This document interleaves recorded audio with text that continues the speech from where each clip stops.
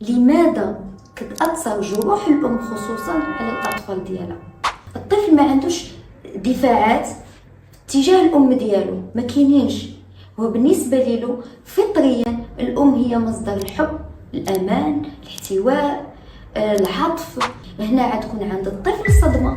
هاد الصدمة هذه غادي يحاول بكل الجسم ديالو، العقل ديالو، بكل قوة على أنه إما ينساها إما يبررها ويحاول يتقبلها كأنها واقع وطبيعي. السؤال الأهم: واش ممكن نوقفوا دائرة الألم؟ تبرير سلوك الوالدين ديالنا ما كيعفيناش من المسؤولية. التبرير على أن أو التقبل ديالنا الشيء اللي تعرضنا له حنا في الطفولة ديالنا ما كيزولش علينا المسؤولية أن حنا خصنا نتصرفوا أفضل مع الأطفال ديالنا. لأن إذا كان كل سلوك مكتسب ولو يكون خطأ وحنا نعاودوه، فهذا كيعني أن حنا دخلنا بصناعة الألم في الأجيال، يعني يبقى ينتقل دائما عبر الأجيال. والإنسان الهدف ديالو الأول هو أنه يطور من ذاته، أنه فعلا ينتقل من الألم إلى السعادة، ينتقل من الحزن والاضطرابات إلى حالة من التوازن. الهدف ديالك الأول انتينا كأم هو أنك فعلا تخلق ديك البيئة الآمنة المحبة، ديك البيئة اللي فيها العطف وفيها الاحتواء للأطفال ديالك. ممكن ما يكونش عندك هذه الوسائل، وهذا لا يعني أنك انت ماشي قادرة أنك تكتسبهم أيضا، ولكن بداية هو كنعرفوا أصل ديال المشكل ديالنا، نعترفوا بالوجود ديالو ونحاولوا نغيروه. بهذا التسلسل ممكن أنك توصل فعلا للنتائج. إذا باش نخرج أنا فعلا من دائرة خلق الألم لازم نبدأ أولا بالوعي ديالي. والسؤال أيضا: لماذا كتأثر جروح الأم خصوصا على الأطفال ديالها؟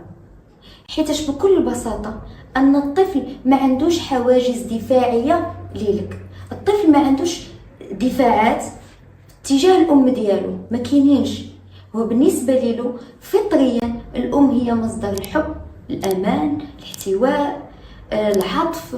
يعني الشعور ديالو الطبيعي تجاه الأم والأب هو أنه يحس بالأمان، هذا طبيعي. فهو هنا هذا الطفل غير قادر على أنه يشعر منك أو ينتبه منك.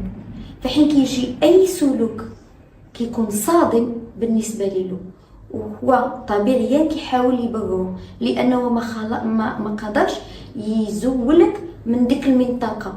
المصدر الأمان ديالي هي الأم والأب ديالي، فولو أنهم يشكلوا تهديد، هنا غتكون عند الطفل صدمة. هاد الصدمة هذه غادي يحاول بكل الجسم ديالو، العقل ديالو، بكل قوة على أنه إما ينساها إما يبررها ويحاول يتقبلها كأنها واقع وطبيعي. وهادشي هذا اللي وقع لك نفسه، انك كنتينا في حاله صدمه من السلوك اللي قاموا به الوالدين ديالك، ولكن بكل بساطه حاولتي انك تقبله لدرجه انك تعاود نتجك بدون وعي منك نهائيا. السؤال الاهم: واش ممكن نوقفوا دائره الالم؟ هل ممكن اننا نوقفوها؟ طبعا ممكن، واكيد وعن تجربه.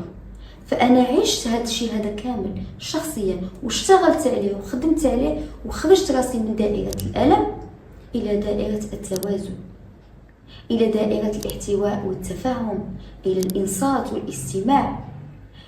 اذا ممكن اننا ننتقل من حاله الى حاله، وهذا الشيء هذا ايضا مجرب على العديد من الامهات، اذا ما نقول مئات الامهات اللي قدروا على انهم يفهموا الجروح اللي كانت عندهم، سواء كان جرح الرفض أو التخلي أو أي جرح من جروح الطفولة الخمسة، واللي خدموا عليها بعمق وقدروا فعلا من بعد أنهم يوعوا لردود الأفعال ديالهم والسلوك ديالهم مع الأطفال، وفي النهاية قدروا أنهم يتحرروا من هذا الشيء هذا ويتشافوا. العلاج كاين، الشفاء كاين، كنبغيو فقط أن ذاك الأم هي تعمل الخطوة الأولى.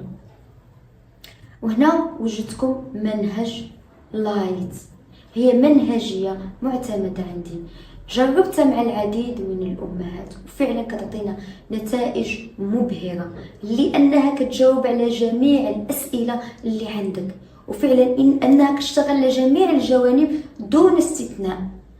منهجية لايت ما كتشتغلش فقط على سلوك الطفل، يعني حنا نقوم بتعديل فقط سلوك الطفل، لان السلوك ديال الطفل هو فقط واحد ظاهر، واحد نقطة لفت الانتباه، نقطة حمراء، كأنها واحد ضوء أحمر كيشعل باش يقول لك انتبه، هناك أمور لا تجري بالخير.